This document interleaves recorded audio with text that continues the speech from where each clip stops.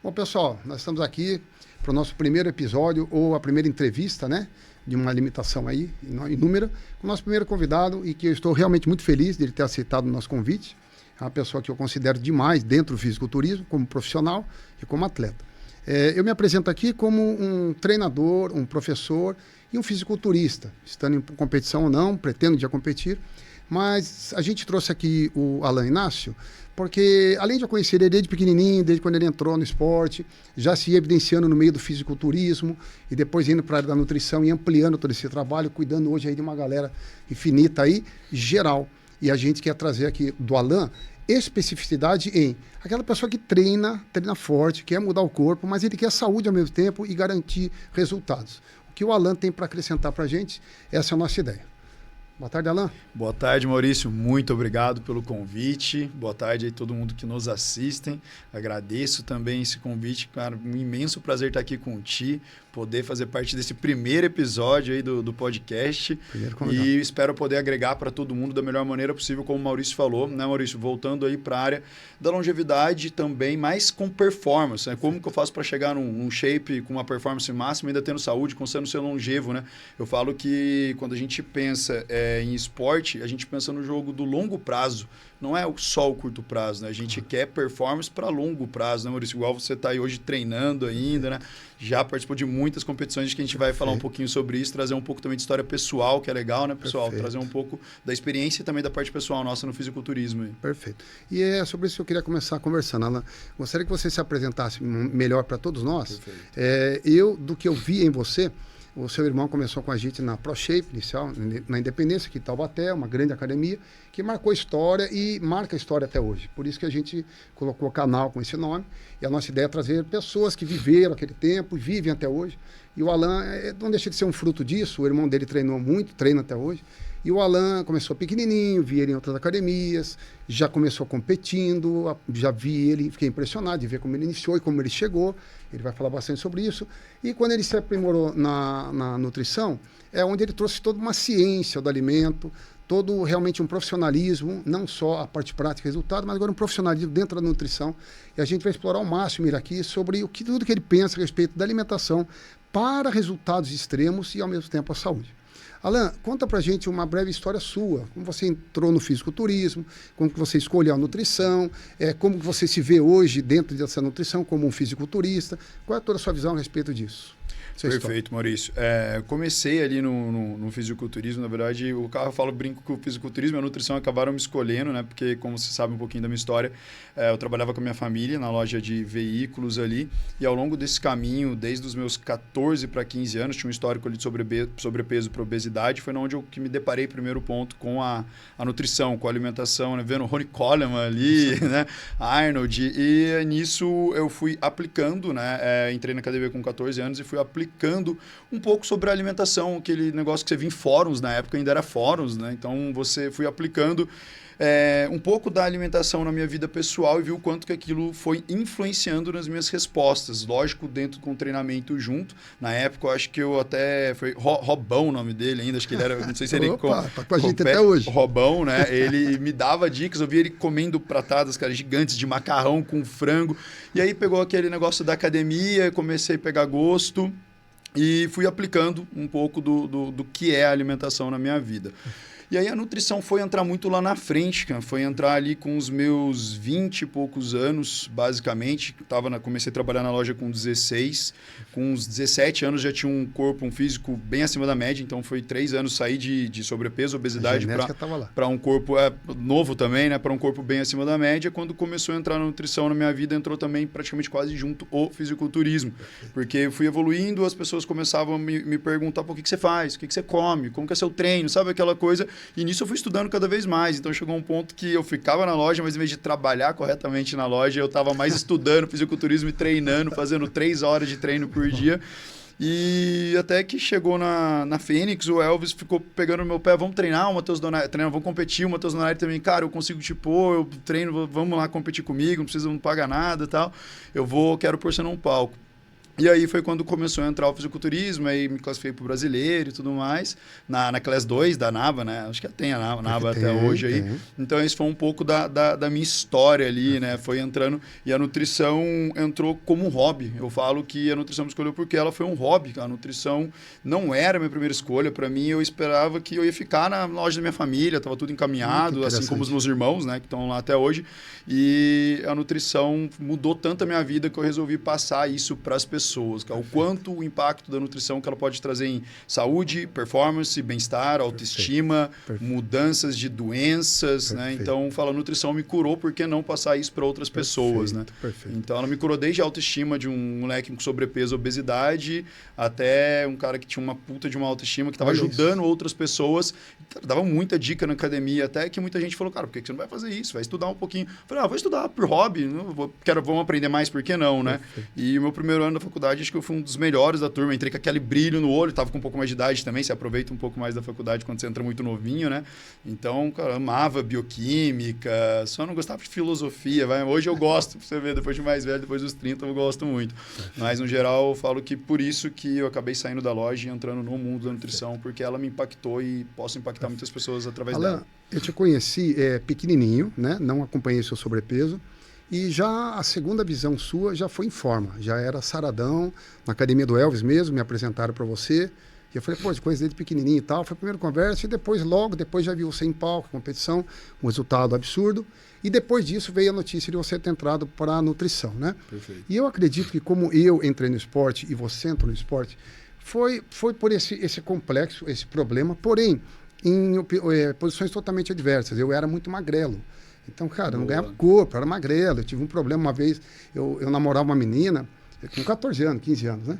15 anos, ela tinha 13, 14. Fomos no cinema e um cara forte veio e tirou a minha mão assim dela, fez uma brincadeira, cheirou o cabelo dela, chorou pra minha cara e foi embora. Aí eu falei, pô, cara, tô me sentindo nada aqui. Sentei ela pra assistir o filme, falei, cara, preciso dar um jeito nisso, cara, parece um cabide e tal. E aí eu vi os filminhos do Hulk, cara, falei, pô, legal ficar assim, o que tem que fazer? Vi no Fantástico o que tinha que fazer para isso, o Lofrin dando uma entrevista, levantava peso, e até interessante isso, falou, a gente come muito, e os ergogênicos, né, os hormônios, né? Falei, pô, então tem que treinar, comer e o hormônio tá ali, né? Primeiro dia de academia, já comecei a treinar, ver o que tinha que comer e hormônio. Porém, para mim, foi uma trajetória mais fácil, porque é de emagrecimento para construção.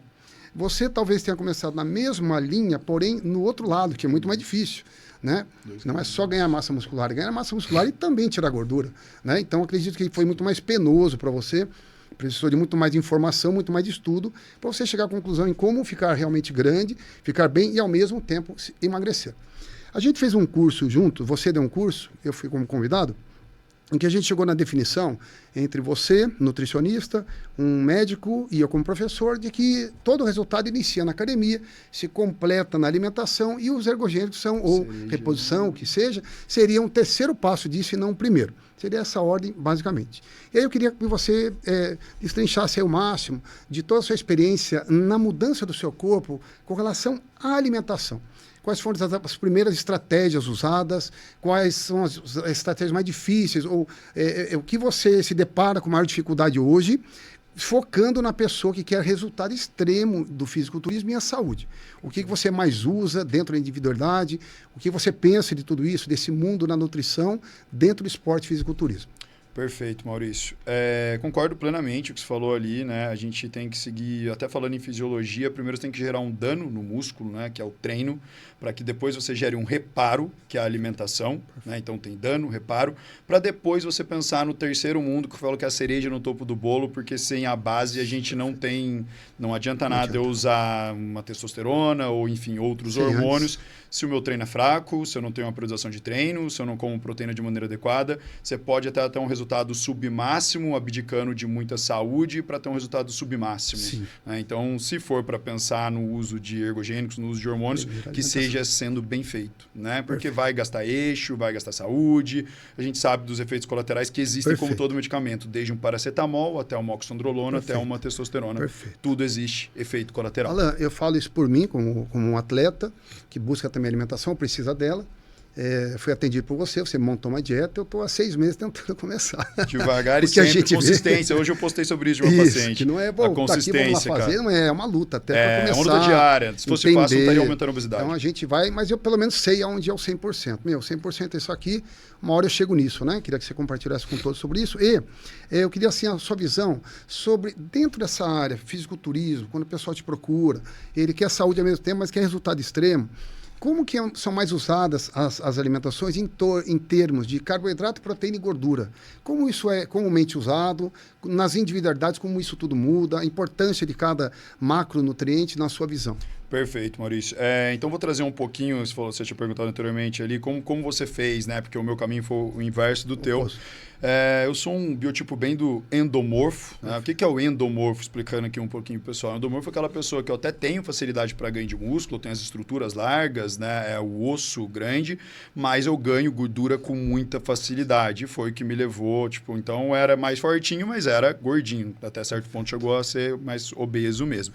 Então, eu tive que fazer o caminho inverso, que é o quê? Fazer uma dieta ali controlando as calorias, o famoso déficit calórico que todo mundo fala hoje, né? Então, eu tive que secar primeiro, né? Para até explicando aqui o pessoal falando um pouco da via hormonal. Tá, então, quando você tem um tecido adiposo muito aumentado, até juntando aí um pouquinho os hormônios, você tem mais células, né, na gordura chamado de aromatase. Eu tenho mais enzimas aromatase.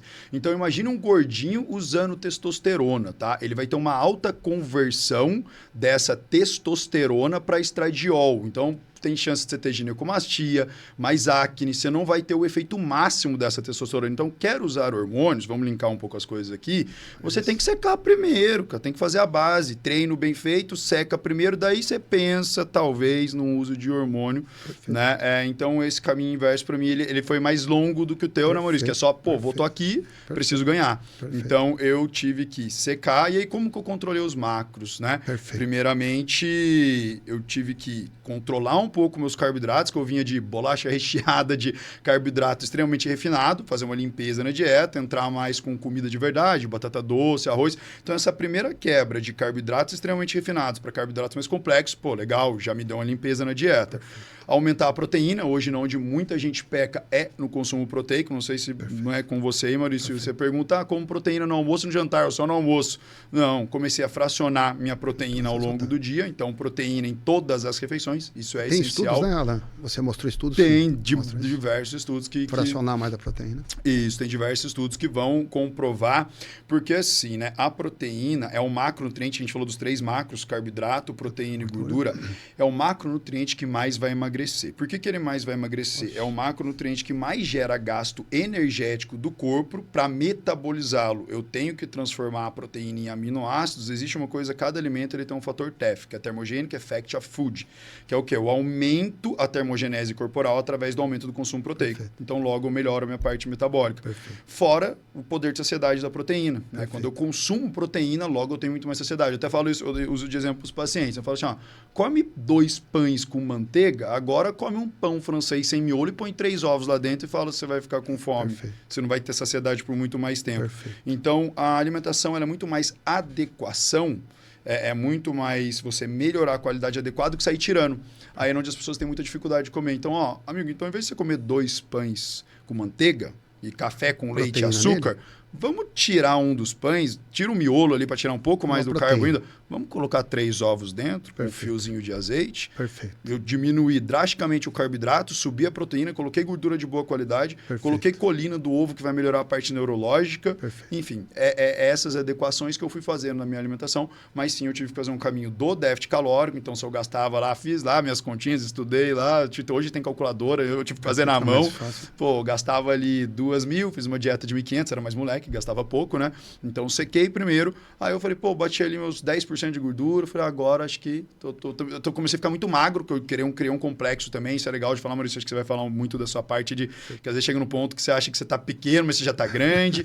Eu fiz o inverso, eu achei que eu tava muito magro já, e eu falei, nossa, todo mundo falando, nossa, você tá muito magro, tá só pescoço, tá só cabeça, porque eu tive aquele complexo do gordinho e queria ficar magro. E aí eu falei, opa, peraí, tá todo mundo falando agora, acho que é hora de eu começar a ganhar músculo. Aumentar mais. Me surgiram bastante dúvidas aí nessa sua conversa. A primeira é o seguinte, a proteína me gera todo esse gasto, ou a proteína natural com fibra. Então, por exemplo, um frango, né? Ele tem um desgaste para digerir ele, um ovo e, por exemplo, um whey protein.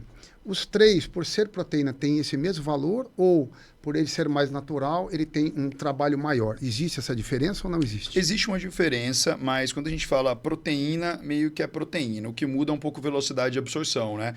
Se eu tenho um whey protein, ele tem uma velocidade de absorção mais rápida, o concentrado um pouco mais lento, o isolado um pouco mais rápido, o hidrolisado já está praticamente pré-digerido. E o último nível a gente tem um aminoácido, né? Tem como você suplementar o aminoácido na forma livre. Esse hidrolisado, que ele é o mais rápido, ele também gera todo esse trabalho calórico? Gera. Essa é a minha dúvida. Gera. Tem um estudo muito legal também mostrando um trabalho de whey para pós-bariátricos e indivíduos obesos, mostrando grande estímulo de melhora da parte de gasto energético e também estimulação de GLP-1, que é o que o Ozempic faz hoje. Perfeito. Então, o whey ele tem um grande efeito na saciedade, tá? Perfeito. Então, ele mexe numa coisa chamada GLP-1. Fora também estimular uma enzima chamada de CCK, que é colecistoquinina, que também aumenta o poder de saciedade. Lógico que, quando a gente, pensando em poder de saciedade mais longevo, a gente tem os ovos, porque daí você tem a gordura junto, né?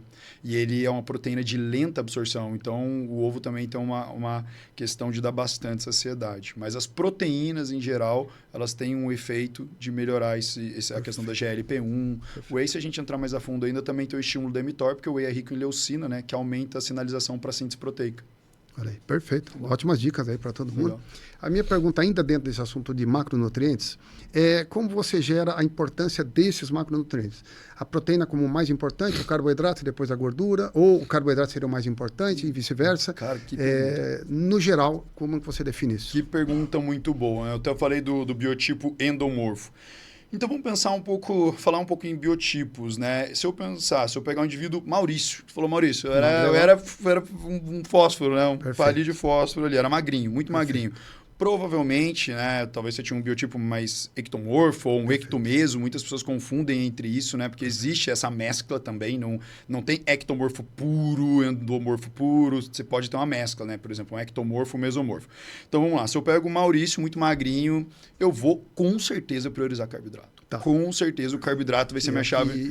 Vai ser a minha chave número 1, tá? Vai ser minha chave número 1. No contrário. Porque, do contrário, né, um endomorfo fala, talvez eu... Se não tem exames em mão, Alan, você não tem insulina, você não tem dados de glicose, você não tem Romier, vamos aqui do que você está vendo, tá? Eu controlaria um pouco mais o carboidrato, que geralmente são indivíduos que retêm um pouco mais, lembrando que a cada 1 grama de carboidrato que eu consumo, a gente retém 4 milimols de água, né? Então, o carboidrato, ele dá uma retida a mais, né? Tanto que no fisiculturismo que a gente faz. Pô, no off, carbão lá em cima, vai secar, dá uma segurada na mão no carbo, né? Para tirar um pouco da retenção, líquido subcutâneo e tal. Então, eu pensaria dessa forma. Pô, o cara é muito magrinho, tem que subir caloria e ganhar volume. Carboidrato é minha chave número 1. Num endomorfo, talvez começar a equilibrar um pouco mais. Carbo e proteína meio próximo, talvez até proteína um pouco mais alta. Tem um estudo do American College mostrando que a proteína, quando você quer secar, você pode subir com ela até 3 gramas quilo peso ou até acima de 3 gramas quilo peso, que é uma quantidade de proteína alta. Então, se eu subo tanta proteína, eu vou ter que abaixar naturalmente o carbo para fazer o déficit calórico, entendeu? Perfeito. Então, é isso. Esse é o pensamento, dependendo de cada pessoa. Mas quero hipertrofiar, eu quero performance máxima, igual a gente falou, né, Maurício? Eu quero performance máxima. Qual é o macronutriente principal da performance máxima? Quero aumentar minha carga, eu quero correr melhor, eu quero estar melhor. Carboidrato. Tem que ter proteína, tem que ter gordura, mas o carboidrato primeiro. E você aí muda muitos conceitos meu, até porque, como a gente falou, a gente começou em lados opostos, e o meu lado era, quanto mais eu comia, seja lá o que fosse, mais eu crescia e mais eu emagrecia. Esse era o meu metabolismo. Eu competia a primeira vez sem fazer dieta. Era o que eu comia e eu não tinha dieta. Eu comia o que tinha na frente ali. O que tinha, precisava de demanda energética, caloria. Treinava muito, né? Na época a gente tinha o hábito de treinar 2, 3, 4 horas por dia. Era o natural. Você entrava na academia à tarde para sair à noite. Isso era natural. Então, por mais que comia uma pessoa de um metabolismo rápido, mais acelerava o metabolismo. Então, eu treinei meu primeiro campeonato já ganhando massa sem fazer dieta. Quando então procurei um treinador, ele passou a minha primeira dieta. E a dieta dele, para mim, é exatamente o que você falou. Ela priorizava carboidratos e tinha até um pouco de gordura, por eu ter um metabolismo muito rápido e uma proteína mediana. Como isso deu certo para mim, eu apliquei isso num geral. E aí talvez tenha errado com muitos, porque você justamente direcionou, você diferenciou. Não, para você é assim, mas para você não é assim. eu tinha uma noção de que a proteína, a base ali, cumpria o que precisava. E o carboidrato depois faria toda a diferença. Mas pelo que você está me explicando, não. A proteína, de como eu usar e modular ela muda todo o meu metabolismo, até a parte hormonal. Dentro dessa parte de proteína máxima, o carboidrato, a gordura de menor importância, eu perguntar sempre para você em nível de resultado máximo, né? Eu sempre peguei um atleta, isso até hoje, eu quero ver a sua opinião sobre isso. Eu sempre falava, independente de ser obeso ou magro, eu vou crescer, aumentar massa muscular primeiro, vou comer bem, vou suprir proteína, carboidrato, gordura, de preferência sobrando, para que não falte nada para ele crescer. E depois que ele cresceu, eu começo a me preocupar com o emagrecimento, porque o próprio músculo é uma queimador de gordura, ajudaria na dieta. Você usa exatamente isso ou não? Você vai bem já no individual? Como é que você diferencia isso? Eu vou falar até o caminho reverso. Geralmente eu falo aquilo que eu falei. Se eu pego um indivíduo obeso ou com sobrepeso, eu já penso que ele já não está no estado de saúde máxima. Né? Então a gente estava falando de máximo. Provavelmente ele está com o estado inflamatório mais elevado, provavelmente esse tecido adiposo mais elevado já traz aquela conversão, então provavelmente ele tem uma testosterona mais baixa, né? por ter um efeito mais de aromatase, é batata. Você pegar obeso, testosterona 300, testosterona 250, porque ele tem essa conversão, né, com mais facilidade da testosterona para o estradiol.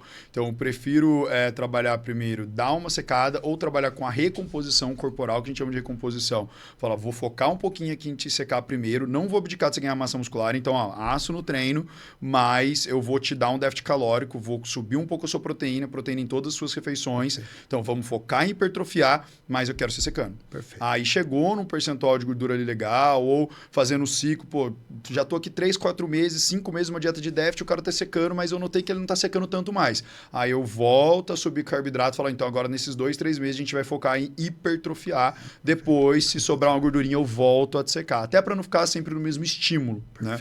Então eu faço um caminho até um pouco reverso, ou individualizo. Às vezes o cara tem que secar só um pouquinho, já tá ali com um percentual de gordura bom, aí eu já começo a focar mais em hipertrofia, tento dar uma apertadinha na dieta, falo, aumenta um pouquinho o cardio aqui, né, para você tentar secar um pouquinho de gordura que sobra, mas no geral seria isso. Perfeito. É importante conversar com profissionais diferentes da mesma área, é que a gente está sempre aprendendo, né? Então, Sim. Tudo isso já muda bastante o conceito meu. Eu sempre trabalhei nessa linha.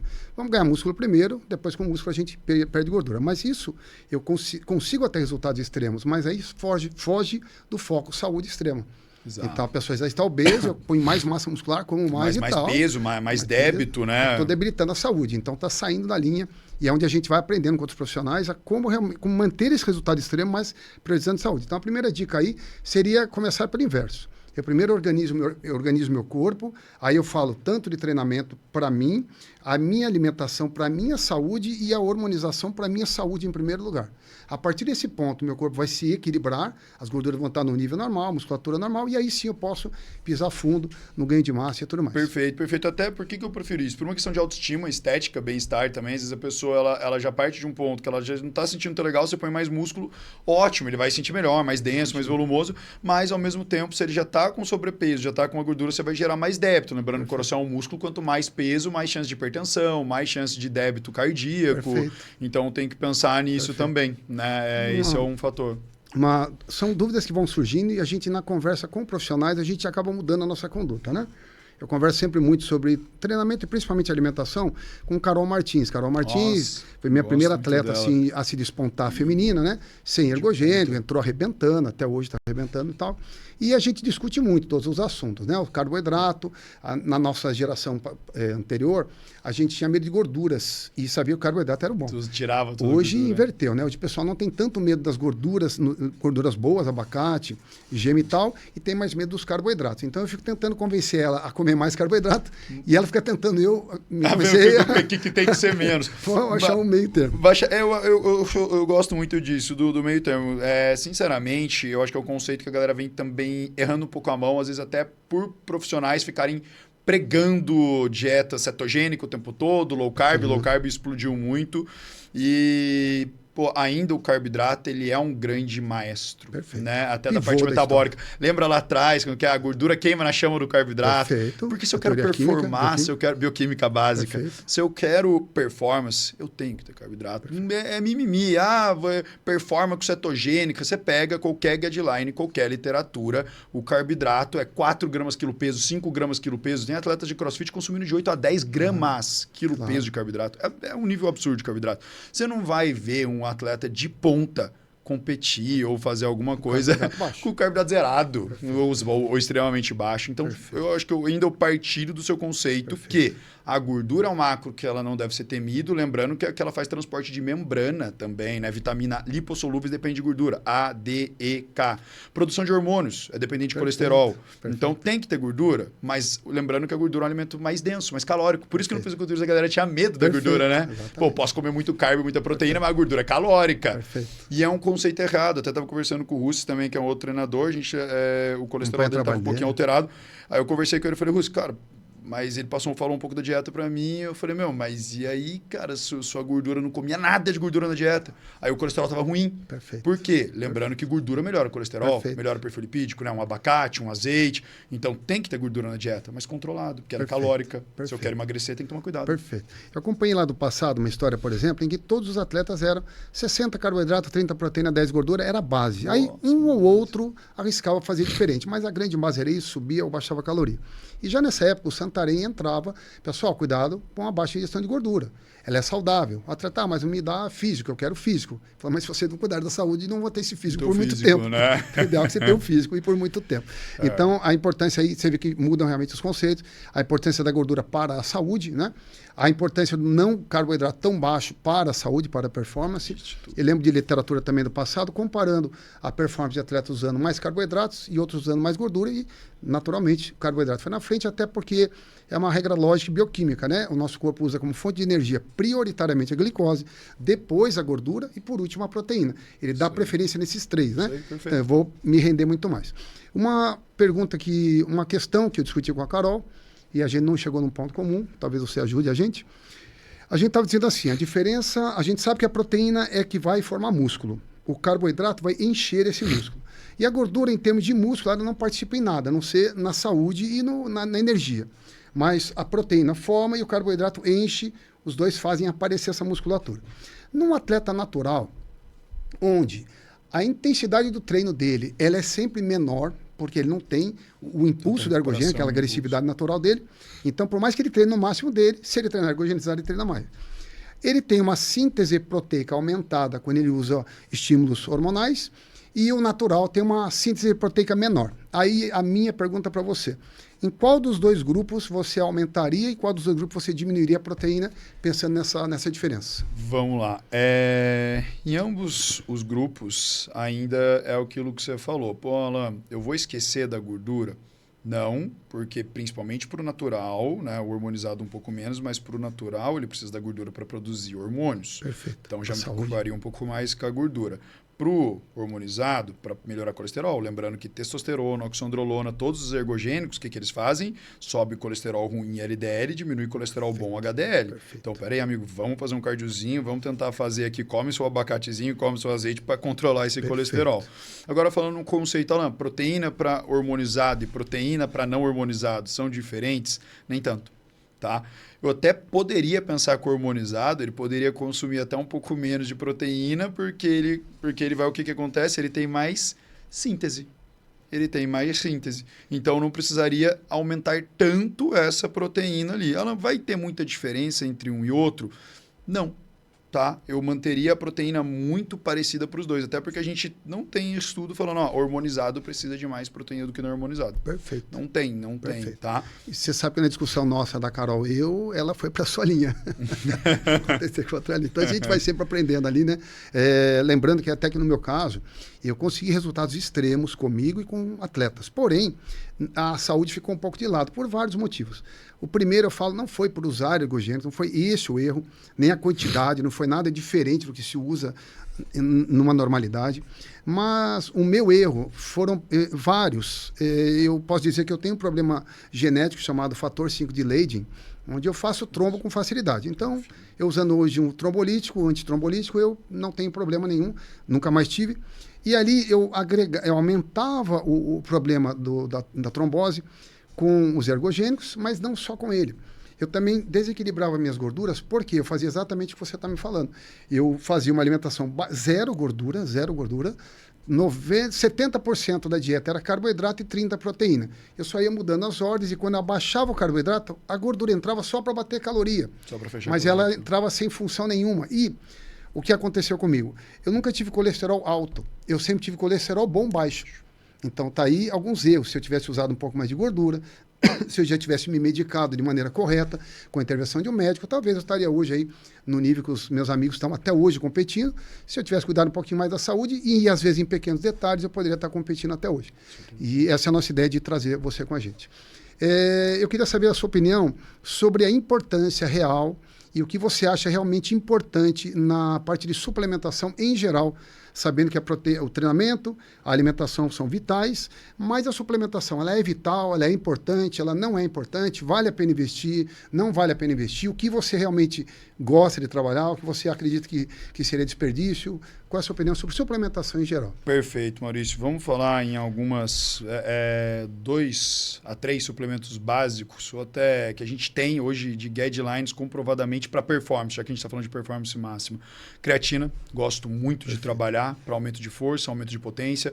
Desde 2022, 2021, 2022, a gente vem vendo também alguns estudos que não foram ainda totalmente conclusivos, mas estão tendenciando a isso, que a creatina também melhora a capacidade neurológica, né? Prevenção de Alzheimer, demência, melhora da parte cognitiva. Perfeito. Então, gosto muito da creatina. A gente falou do whey protein, né? A polêmica do whey. O whey protein é necessário? Não.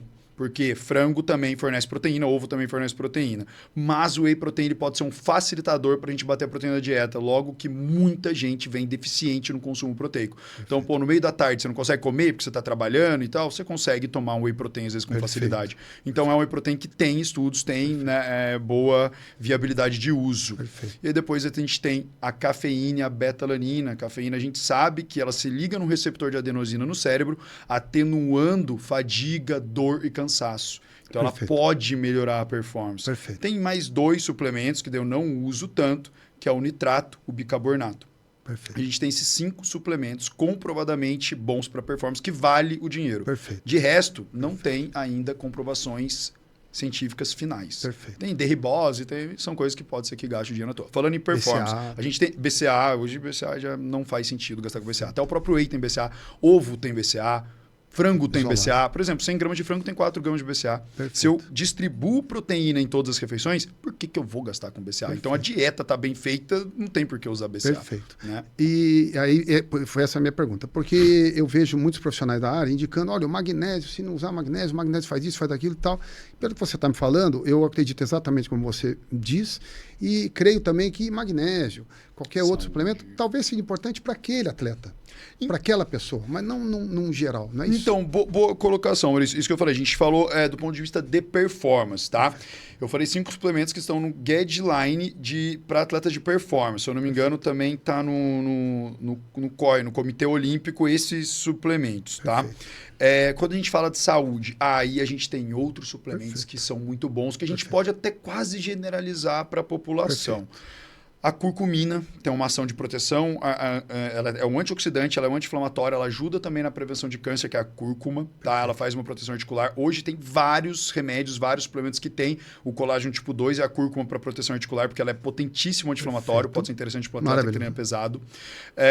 A gente tem ali o ômega 3, que também ajuda na questão do controle de triglicerídeos, ele ajuda na parte cognitiva, por ter DHA e EPA.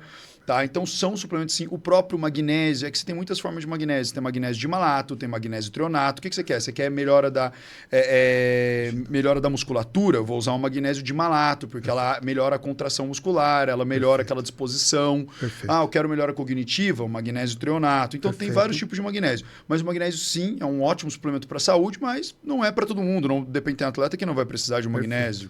Tá? Então, tem suplementos que a gente pensa em hall de saúde e tem suplementos que a gente gente pode pensar em HAL de performance. Tem que usar todos? Não. Perfeito. Às vezes uma creatina tá bom. O que manda ainda é estímulo de treino e dieta. O suplemento é igual ergogênico, é a cereja lá, né? Perfeito. Ele lapida algum detalhe que eu quero trabalhar. Tô com fadiga no crossfit, quando eu vou fazer o all ball, tô liberando muito lactato, eu tô com muita dor no músculo. E qual suplemento que pode ser ideal? Talvez a betalanina, para fazer o efeito tamponante do ácido lático, né? Aquela dorzinha no músculo, tá fadigando. Aí usa-se uma betalanina, entendeu? Perfeito. Pontual. Precisa usar o ano inteiro? Talvez Perfeito. não também. Perfeito. Tá? Você acha vital para o atleta bodybuilder, né? Consumir a carne vermelha? Você acha que traz uma grande diferença não consumir a carne vermelha? Ela é essencial? Ou eu posso, se não quiser usar ela, me arrumar de outra maneira e ter o máximo de resultado? Total, Maurício. Até a gente pensa aí, de novo, vou puxar um pouco para o meu lado, que você falou da performance com saúde, vamos linkar as coisas. O excesso de carne vermelha tem vários estudos na literatura também, com aumento de colesterol, piora de entupimento de artéria, principalmente intestino, aumento de grau de putrefação intestinal, aumento de duas enzimas chamadas cataverina e putrescina. Então, o excesso de carne vermelha é prejudicial para o intestino. E logo um atleta de alta performance, o cara tem que comer muita proteína. Imagina um cara de 120 quilos, 100 quilos, e ele bate toda essa proteína de carne vermelha. Como vai estar a saúde do intestino dele? Né? Então, saúde. Beleza. A gente falou de proteínas, não falou de proteína ou de carne vermelha ou de carne branca. Você pega os estudos, eles falam de proteína. É categórico. Ele fala, coma mais carne vermelha. Perfeito. Então, preciso bater a quantidade de proteína ideal. Lógico que a carne vermelha ela vai ter mais creatina, mas a gente tem suplementação de creatina. Né? A carne vermelha ela vai ter mais vitaminas do complexo B, principalmente a B12. Perfeito. Mas a gente pode suplementar uma metilcobalamina se eu dosar um exame estiver baixo. Né? Ou tiver alguma simatologia. O cara tá com a memória ruim, tá cansado, tá fadigado, tá com hemograma baixo. Opa, será que não é uma falta de B12? Posso suplementar uma B12. Ou posso pedir para aumentar vegetais verdes escuros também, que vai aumentar a questão da B12. Então, carne vermelha é interessante a gente comer, até né, por causa de ferro, transporte de oxigênio. Isso é importante. A gente até conversou. Né? A gente até conversou uma vez, né? Porque você usava muito ferro e tal, acho que foi lá na palestra. Então, assim, ela não é vital. Mas eu até para os meus pacientes eu aconselho, come carne vermelha, mas come umas 2, 3 vezes na semana, vamos mesclar mais com a branca. Perfeito. Então, o que não quer dizer, acho que fechando aqui o consenso vou comer mais carne vermelha, vou ficar mais forte? Não. Se eu não comer, não vou ficar forte, né? Exatamente. Não é isso, né? Eu vejo acontecer muito, desde a minha época eu sempre fui um pesquisador, apesar de não ser nutricionista, nem médico, nem fisioterapeuta, mas a gente acaba pesquisando tudo, porque o fisiculturismo envolve, né? Tudo, farmacologia e tudo mais. Total. E eu reparei que acontece muito o seguinte, por isso a importância de trazer profissionais específicos da área para quebrar esses tabus, né? O que eu vejo que a ciência faz e a farmacologia se aproveita. Então, a ciência descobre que a falta de vitamina... que muitos pacientes tiveram problema e o problema foi falta de vitamina E. Então, ele fala, falta de vitamina E pode trazer problemas na parte hormonal, na parte de testicular e tal. Né? Falta de zinco e magnésio podem trazer problemas. Ok. Então, o que a gente deve fazer? Não deixar faltar eles. Agora, o que a farmacologia nos apresenta? Olha, então...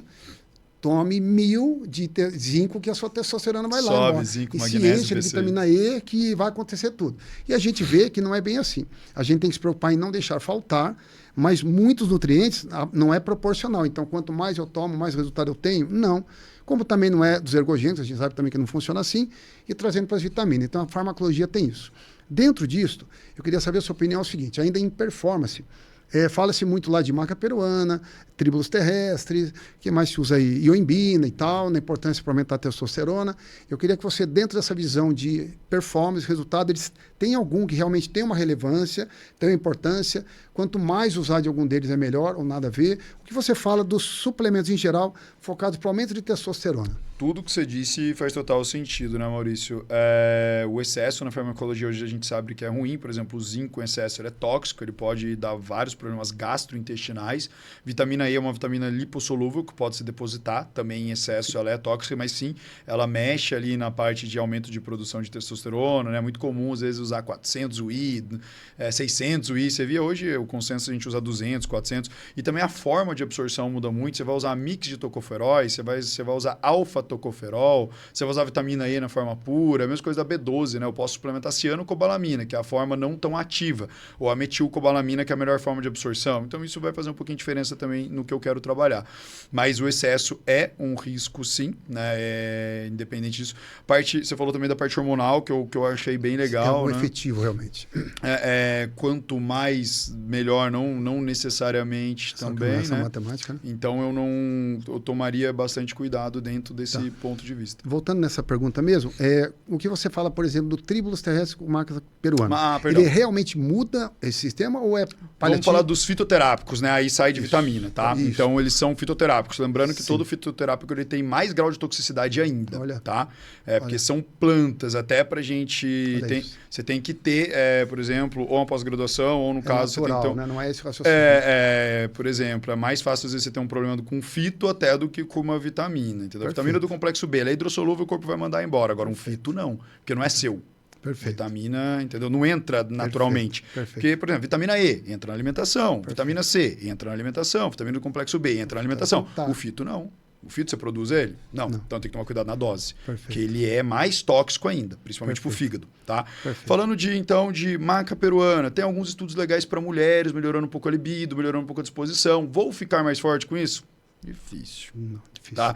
Tribulus terrestres, muita gente acha que vai aumentar a testosterona. O que o tribulus terrestre, na maioria dos estudos, mostra é um aumento, melhora do Isso, perfeito. Sim, melhora do espermograma. Perfeito. Tá? Isso sim tem evidências, melhora do espermograma. Agora, para testosterona, não vejo tanta efetividade. Tem coisas que são mais atuais, que eu gosto mais, por exemplo, de uma ashwagandha, que vai modular o cortisol, vai aumentar um pouco o nível de testosterona, então deixa o cara mais tranquilo, um sono melhor, com mais disposição. Eu trabalho mais com... É conhecido como ginseng siberiano ou Witania. O nome original dela é Witania somnífera. Tá? Eu prefiro mais e tem mais estudos assim do que o Tribulus para um efeito mais... como posso dizer? Um efeito mais amplo. Porque eu melhoro o cortisol, melhoro a disposição, entendeu? Se eu já regulo o cortisol, já melhora testo, sabe? Perfeito. Então, mas... vai um pouco para a parte pré-hormonal, mas acho que está dentro da sua ciência da nutrição cobre. O que você fala do DHEA, o pessoal faz muito misticismo em cima disso, né? Eu li alguns estudos, eu quero saber a sua opinião, né? Realmente ele traz efeitos, ele tem colaterais. Qual a sua opinião sobre, por exemplo, DHEA? Vamos lá. Infelizmente, né? A gente está a nível Brasil e até certo ponto eu considero o Brasil assim um pouco, não é atrasado, mas um pouco mais fechado pela lei da Anvisa. Fora do Brasil, o DHEA é liberado tranquilamente para várias áreas. Hoje, no Brasil, ele é restrito à conduta médica. Né? Só que ele é um excelente suplemento, principalmente depois dos 40 mais. Você tem a cascata hormonal. O DHEA, tá? Ele é convertido a pregnenolona, ele é convertido a estradiol, ele é convertido principalmente para mulheres. O DHEA para homens não é tão usado não, tá? Mas para mulheres, ele melhora estradiol, melhora a saúde feminina no geral, principalmente depois dos 40 mais, cara. O DHEA para mulheres com 40 mais, ele faz uma diferença assim muito grande, por ele melhorar a testosterona e melhorar a estradiol. Ele é um pré-hormônio, exatamente o que você falou. Ele trabalha, ele é uma matéria-prima para a produção de todos os outros hormônios. Ele entra como uma matéria-prima para cascata. Então ele não chega a ser um hormônio final, mas ele é um pré. Perfeito. Então, tem estudos Só que a galera erra, né? Porque nem o mercado americano vende DHEA de 50. Quase ninguém precisa de DHEA de 50. É 15 miligramas, 20, 25. DHEA de 50 são doses bem abusivas. Eu estou te falando isso porque eu tenho uma experiência assim, particular já dentro disso, né? Trabalho com atletas, eu não sou nutricionista, mas eu sou obrigado a mexer na alimentação para ter o resultado, né? E a gente vê o que funciona, o que não funciona, a gente vê aonde vem o empirismo do fisiculturismo. O pessoal usa, cresceu, passa para ver, vamos tomar. Mas a ciência não fala nada, então a hora que ela falar a gente pensa, mas por enquanto vamos usando.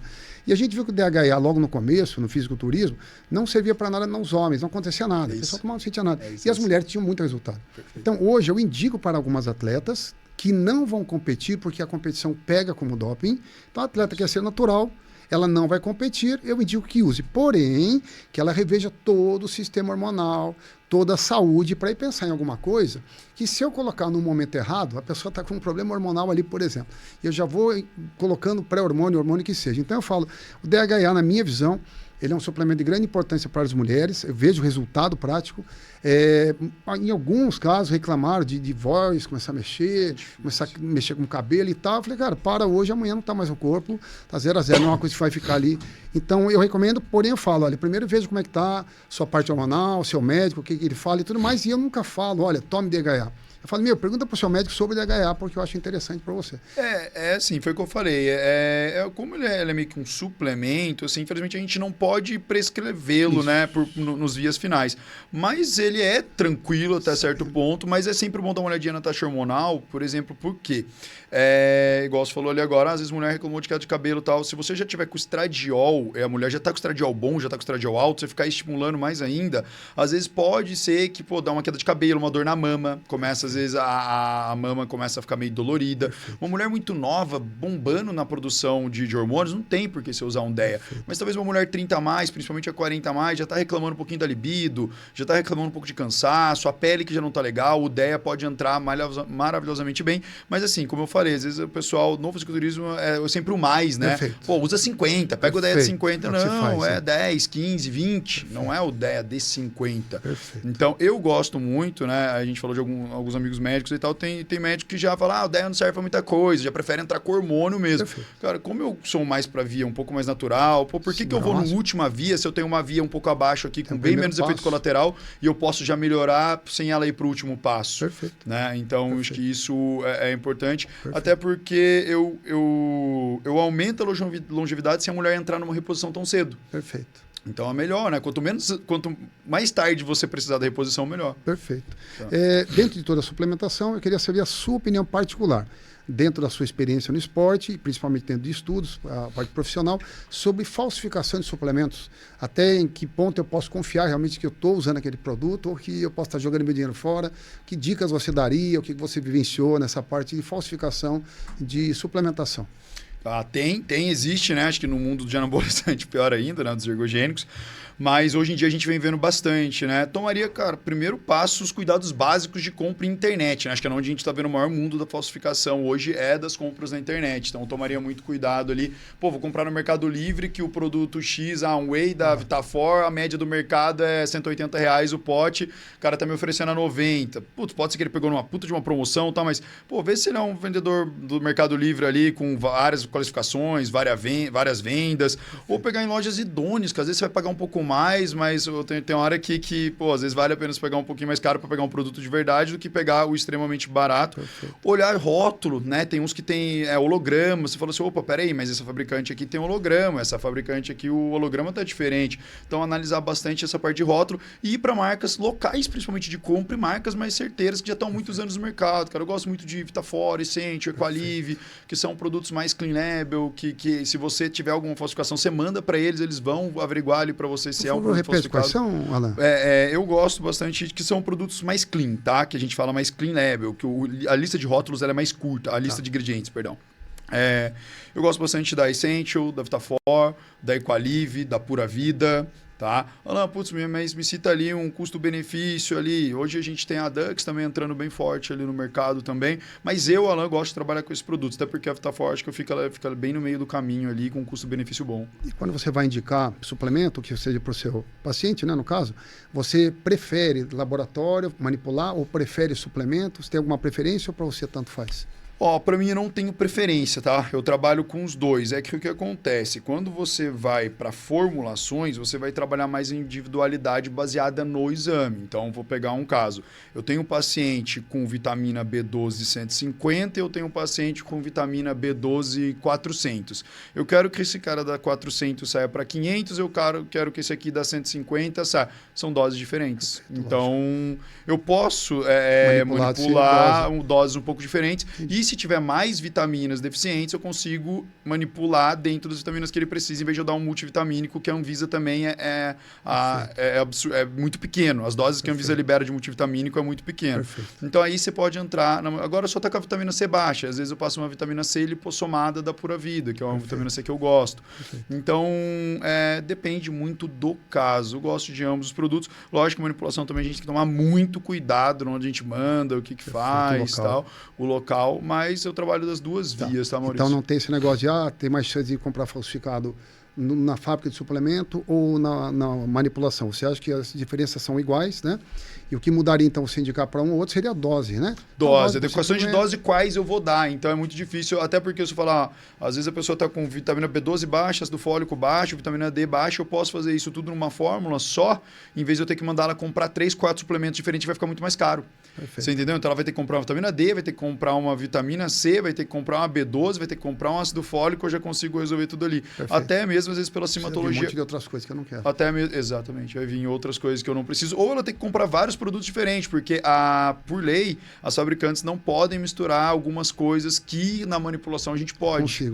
Que eu consigo fazer, entendeu? Perfeito. Então é aquela questão que você falou da individualidade. O meu trabalho hoje ele é muito individual, sabe? Perfeito. Então é Alan, isso. dentro dessa individualidade, acredito que uma última pergunta para você. Eu já sei até a resposta, mas vou perguntar. Dentro dos pacientes que procuram, qual é a porcentagem de pessoas que procuram por causa da saúde? Cara, Alan, eu vim aqui para arrumar minha saúde. E qual a porcentagem de pessoas que falam, cara, eu vim aqui porque eu quero crescer, porque eu quero ficar gigante ou porque eu quero secar? Qual que seria a proporção aí? Ó, na proporção, muito mais pacientes do emagrecimento, tá? E também a hipertrofia secundariamente. Quase todo mundo quer emagrecer e secar, né? Os dois mundos. Quer secar e ficar grande. Ou ficar com um corpo mais estético. Perfeito. Só que hoje, muito, até porque do meu posicionamento, hoje a minha procura é muito assim, junto. Eu tenho paciente que ele quer emagrecer, mas também ele sempre está ali puxado para querendo saúde. Perfeito. Entendeu? Tipo, ó, eu quero emagrecer, mas eu não preciso emagrecer para amanhã e eu quero que resolva os meus sintomas clínicos. Então, na minha anamnese, tem uma lista bem grande de sintomas clínicos.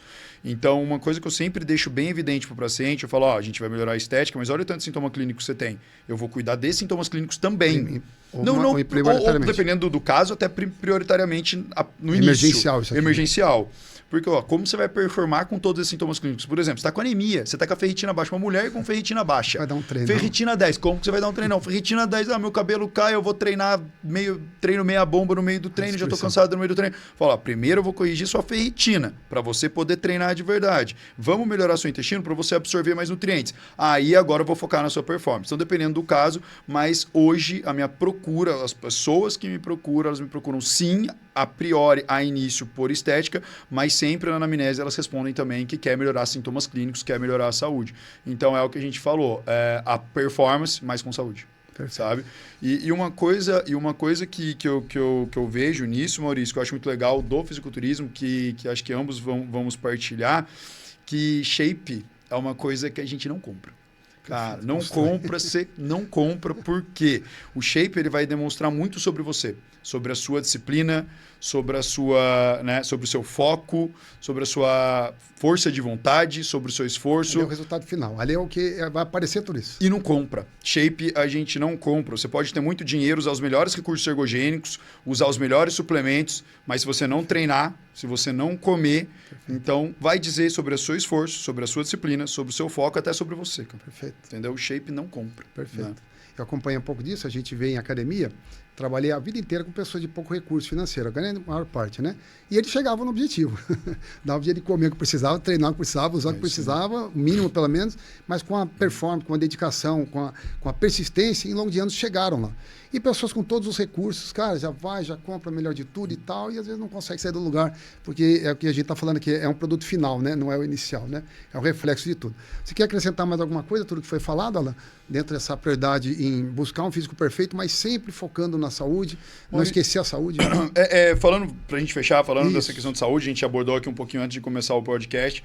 Pensando um pouco, a gente abriu isso, eu vou fechar um pouquinho com isso, falando um pouco dessa questão do uso dos anabólicos, né? Como você falou, eu quero trazer mais gente para abordar um pouco mais isso, um pouco mais a fundo, mas o anabólico, ele é o produto final, igual a gente conversou, igual eu estava falando, tudo que é medicamento, por exemplo, a oxandrolona nasceu para tratar queimados, pessoas queimadas. Então, todo anabólico, antes de ser um anabólico, anabolizante, ele é um medicamento, ele é um remédio.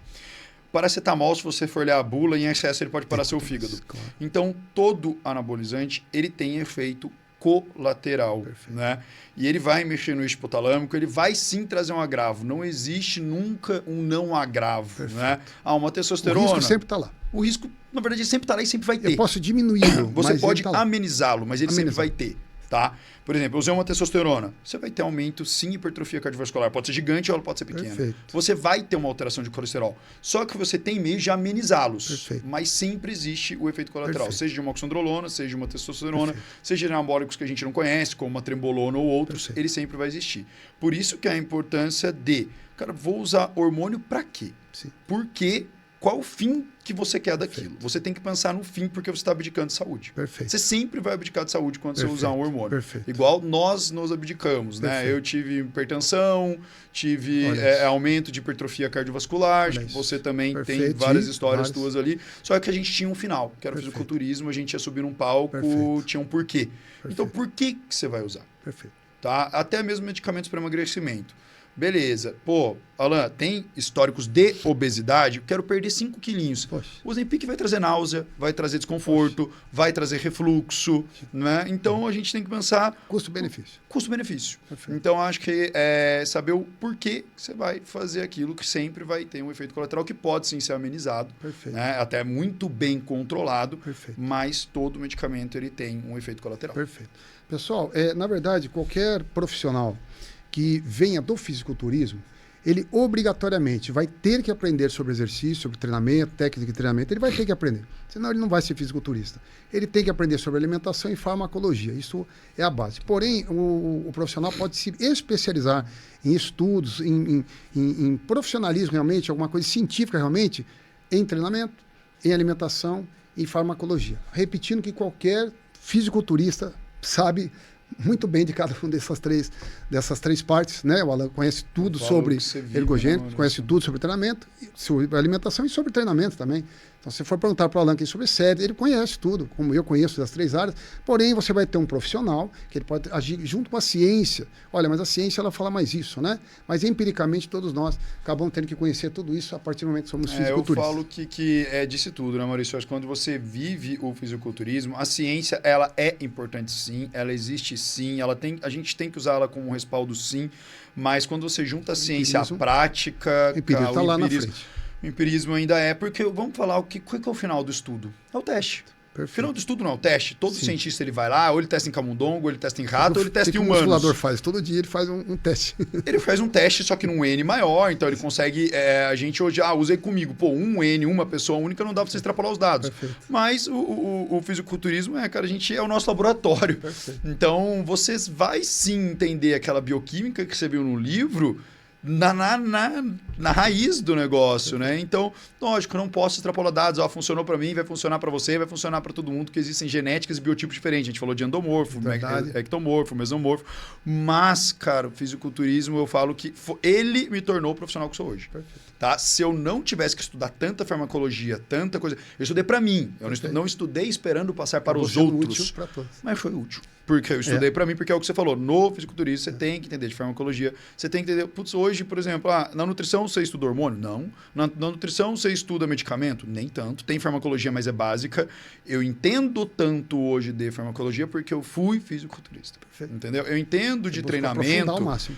Acho que quase todo nutri entende de treinamento, mas, entendo até um pouco mais de treinamento porque eu queria estudar o que é um FST7, o que é um rest pause, o que é um drop set, o que é uma periodização, o que é um microciclo, macrociclo. Entendo. Até porque se eu for conversar com um treinador hoje, eu tô aqui na fase de choque, no macrociclo tal, falar, opa, cara, vou aumentar a demanda aqui de carboidrato, vou aumentar a demanda como você pediu. Porque eu conheço o treinamento resistido. Conheço farmacologia para poder passar. Conheço farmacologia porque se chegar, o meu médico me passou bupropiona, me passou Ozempic. Qual é a ação disso? Tá? Então eu falo que até hoje o fisiculturismo fica um pouco em mim porque eu sou meio doido. O paciente chegar, eu tô tomando Ozempic, tenho náusea, eu fui lá e tomei Ozempic para saber o que acontece. Claro. Meu treino ficou uma droga, porque eu fiquei sem fome, fiquei mais fraco, mas eu fui lá entender. Cara, ainda assim, eu gosto da prática. Né? Eu gosto de estudar a teoria, mas fisiculturismo é um empirismo que vai muito além e a ciência vem estudando e sedimentando. Coisa que a gente já usou faz tempo, né? Eu falo, de efedrina, a gente já usou lá 1900 e bolinha. Fala alguma coisa que você não usou até hoje dentro do fisiculturismo. Tipo mais isso. Fácil é fácil falar essa pergunta. Iombina, começou em Iombina. Iombina eu já usava ela faz tempo, na forma de Iomax, efedrina. Você não usou até efedrina que você fala de franol. Franol? O que é franol, né? Então, é isso, cara. A gente já testou, então, você vai usar, mas vai acontecer isso. Isso porque você usou. Perfeito. E isso te torna o melhor profissional, não acredito eu, na área que você segue nutrição. Para o meu foi o A gente vai, com certeza, te convidar mais vezes aqui, foi fantástico. Aprendi bastante aqui, Tenho certeza que daqui a alguns meses, daqui a um ano, se a gente trouxer você novamente, você vai ter novidades. Você andou para frente, você continua estudando. Então, um agradecimento meu aqui, de toda a equipe nossa aqui, é muito grande, porque já começamos aí com tudo aí, dentro desse assunto. Perfeito. Eu que agradeço a todo mundo que tá aí nos assistindo, que vai nos assistir também posteriormente, né? Sempre fica aí no YouTube, Instagram e tal. Agradeço a todo mundo do podcast ProShape aí. Espero poder agregar o máximo possível, tanto para vocês que estão aqui, tanto quanto para o pessoal que vai assistir. E me deixo à disposição também para dúvidas aí. Pode mandar mensagem no Instagram, no direct.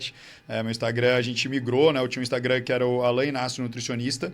Agora eu mudei para o Alain Inácio Nutri. Eu estou até com o Instagram novo, então para quem já me segue no antigo, é Alain Inácio Nutri o novo.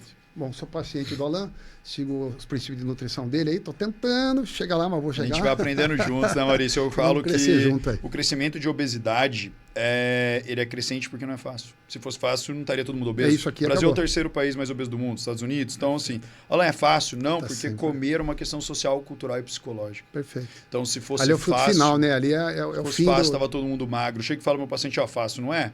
Mas garanto que sua qualidade de vida vai mudar. Com certeza. Sua disposição com seus filhos, o seu ato de acordar, seu ato de dormir vai mudar. Isso eu garanto. E muitos vão mostrar que é possível. Sim, muitos. Aí, olha, esse aluno conseguiu. Eu falo para você que hoje é a minha maioria, tá? A minha maioria mostra que é possível. Cada um tem seu tempo. Isso que nem uma paciente mandou uma mensagem ontem para mim, até postei no meu Instagram a foto dela. Levou 1 ano e meio. Cara, teve uma diferença absurda? Não, mas ela teve consistência. Perfeito. Mudou bem. 1 ano e meio. Ela falou, putz, Alain, foi no meu tempo. Eu sei que poderia ter sido mais rápido, mas foi no meu tempo. Perfeito.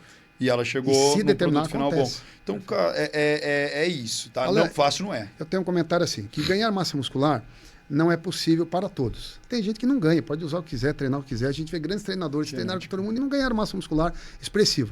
Mas emagrecimento é para todos. Se você acertar o que tem que fazer e fizer, ele é para todos. Emagrecimento, exatamente. A hipertrofia é um caminho muito mais difícil, tá? É uma boa questão para a gente fechar o podcast aqui. O que é mais fácil? Essa é a pergunta, às vezes. Hipertrofiar ou emagrecer? Todo mundo acha que é hipertrofiar às vezes, né? Não, hipertrofiar é mais difícil. Hipertrofiar se depende de muito mais fatores, tá? Sim. Desde o dano muscular, um treino bem feito, desde sono, alimentação proteica adequada, volume calórico adequado, controle do estresse adequado, melhorar a otimização hormonal. Emagrecimento, ele tem mais fatores, tá? Mas a premissa número 1 é déficit calórico. Sim.